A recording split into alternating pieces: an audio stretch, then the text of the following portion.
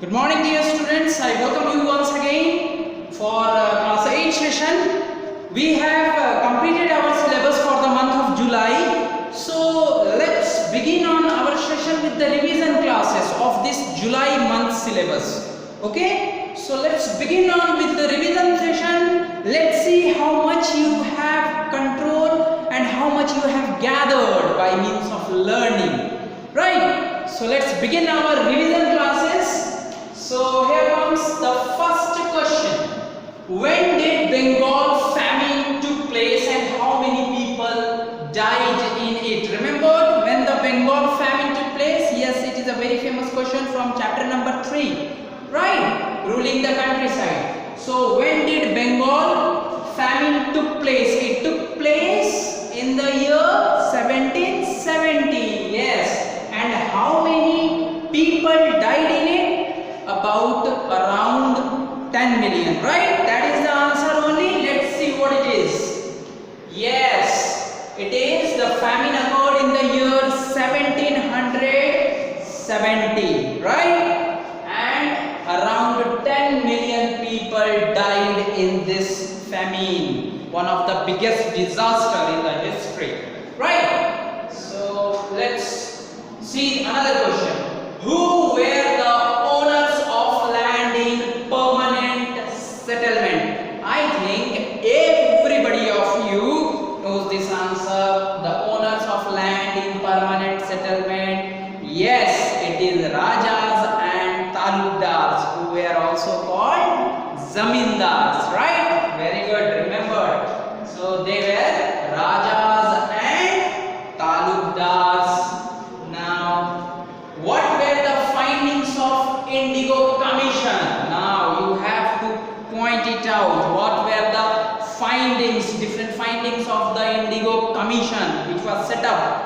And they have declared that planters were unfair, planters have done a wrong thing, peasants were right.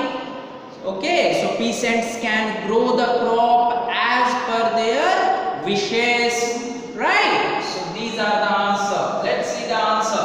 The Indigo Commission declared that the planters who forced the peasants or the farmers to work forcefully, that means who made the peasants or the farmers to work as slaves, right? So these planters were wrong or unfair.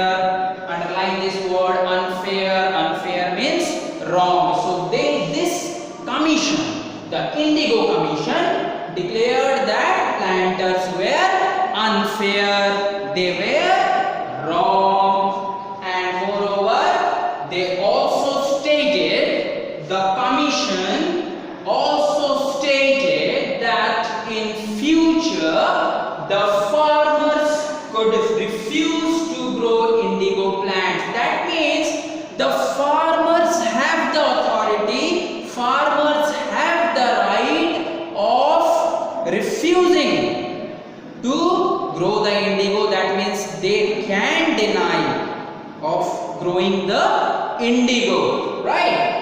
And planters did not have right to force them.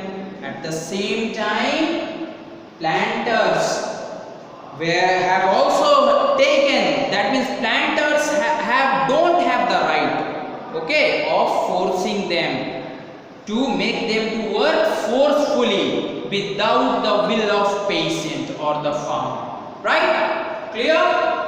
Yes. So these are the findings of Indigo Commission. That means planters are wrong and the farmers, peasant can grow the crop as per according to their wishes. So they refuse to grow indigo plants, and planters will not be able to force the peasant or the farmer to work forcefully, right? Now see another question. How is soil formed? A very famous question. How is soil formed? Remember, by how the soil is formed? By the process of weathering. Yes, by the process of weathering, by the breaking up of rocks.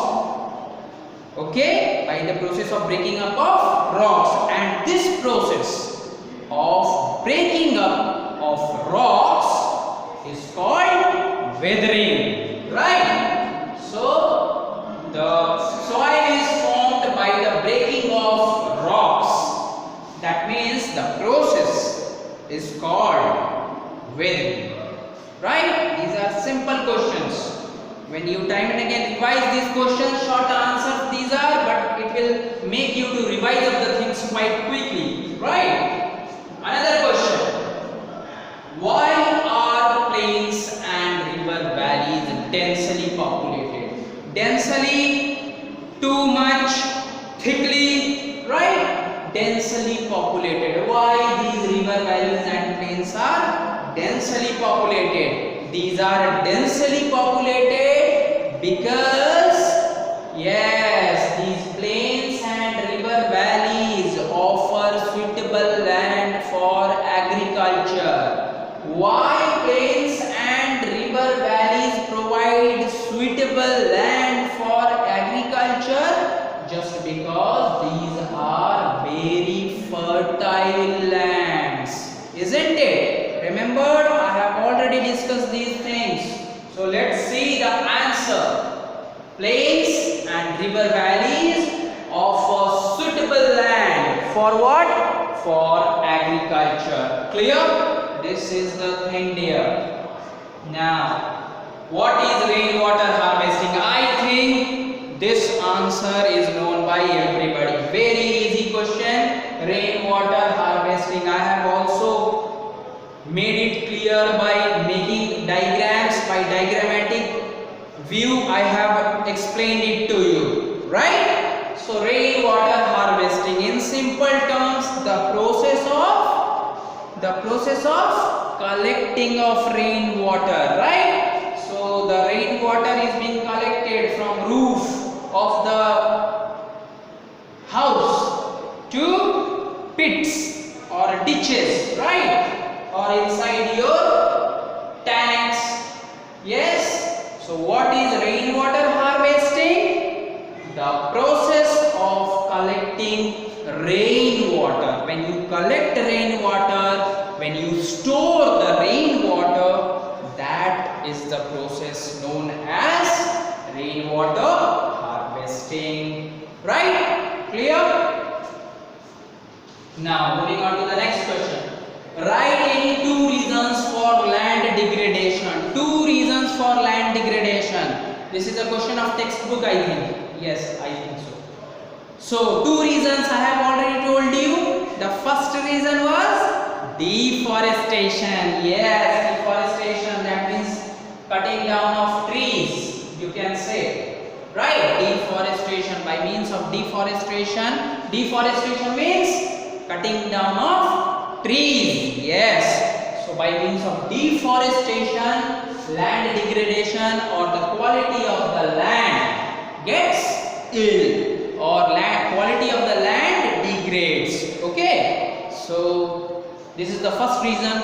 Now because we have to write two reasons, so another reason was I have told you indiscriminate use. Yes, indiscriminate means excessive, over, right? So indiscriminate or overuse of insecticides and pesticides lead to land degradation, right? Remember, you might have remembered. So it's overuse of pesticides and insecticides is known as land degradation. Clear? I think everything is going to get clear by this quick review, by this quick recapping. What is intercropping? Intercropping, this also I have explained by the means of diagram, right? Intercropping, when two plants, when two different crops are being shown. Shown means it is not to be seen, no. To be shown, that means planted on the same piece of land, isn't it? When two different crops were planted in the same piece of land to avoid the soil from being washed away by water. That is the process known as intercropping. So intercropping is growing of different crops in alternate rows, either in alternate rows or in different rows, and are shown, this is the word I am talking about, shown, planted at different times to protect the soil from rain wash. Now if intercropping is there, it means intercropping is growing of different crops in alternate rows, okay, shown at different times. Obviously two crops are there, so as per according to the suitability of the climate, we can sow it, we can plant it at different times, right? Why we do this? We do this to protect the soil from being washed away or from rain wash. Clear?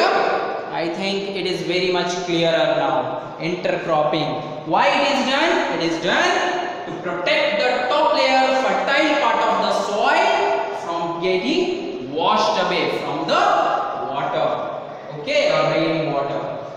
Another question, what is biosphere? See, it is very important. What do you mean by the term biosphere? I think everybody has remembered. Yes, biosphere, the narrow zone of contact. Yes, from here only we will begin, right? As per the definition, the zone of contact, the narrow zone of contact between three components of the natural environment: lithosphere, hydrosphere and atmosphere, right? So what is biosphere? The narrow zone of contact between lithosphere, hydrosphere and atmosphere, where plants and animals exist. That means where plants and animals are surviving, where plants and animals together lives, okay, lives together, that is known as biosphere. So the narrow zone of contact between lithosphere, hydrosphere and atmosphere, where plant and animal life exists, is known as biosphere, right? Let's move on with the next question. How to prevent surface runoff?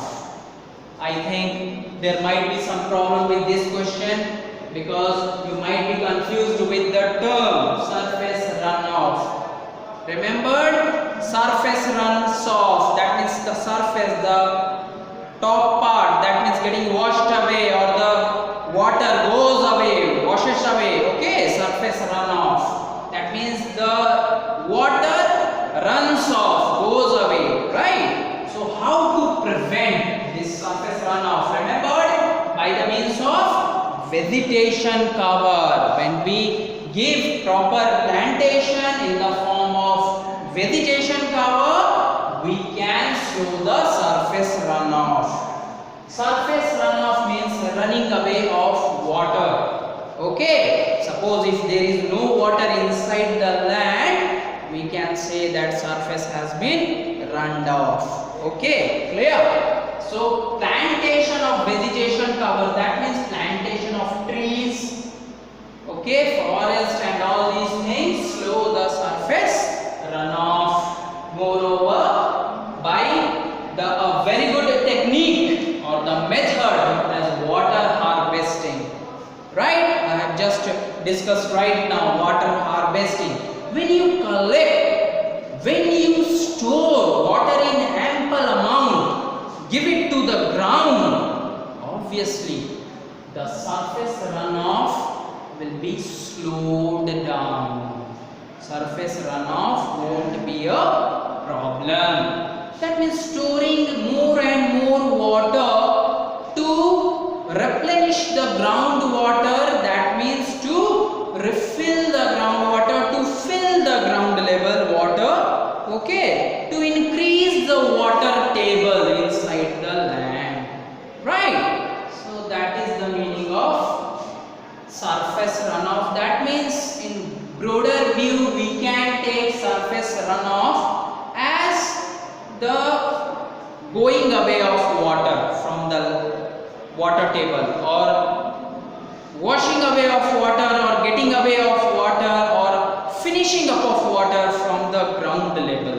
Okay,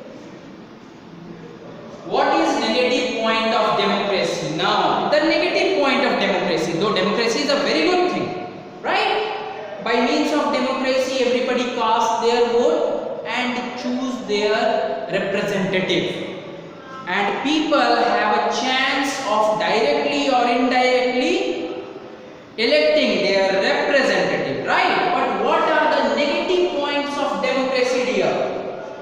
In a democratic society, power can be misused. This is a negative point. Power can be misused. If it is a democratic form of government and if you will be provided with power, you can misuse your power, right? That's why it's a negative point of democracy. Moreover, sometimes the majority, those groups, those species who are larger in number, the majority undermine. Undermine means weaken or challenge. Challenge whom? Minority. That means my majority don't look the minority, they make them to flee away from the area. Clear? So sometimes because of democracy, the majority can challenge and weaken the minority. Clear? Now the citizen need certain rules to save themselves from foolishness. Because of these negative points, the citizens need certain rules here. What kind of rules? To prevent themselves, to save themselves from these kinds of foolishness. Clear? What do you mean by the term judiciary? This is also a very important question here. What do you mean by judiciary?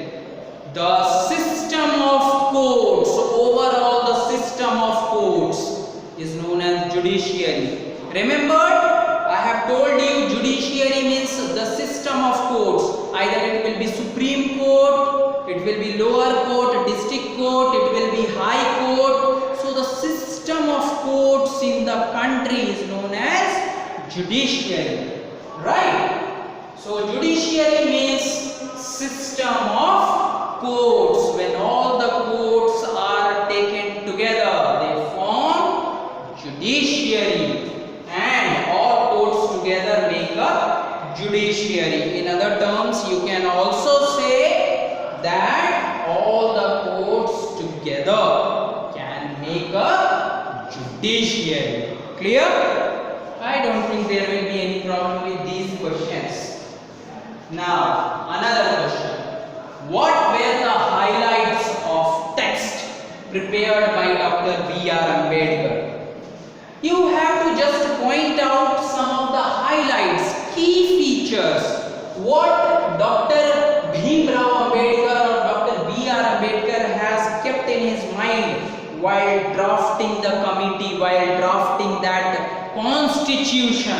Okay, while he was drafting the constitution, remember, the constitution is being drafted, is being written by whom? By Dr. B.R. Ambedkar. So when he was writing, what are the key features, what are the things that he kept in his mind, so that based on these points constitution will be made, he think of. Okay, so what are the major points?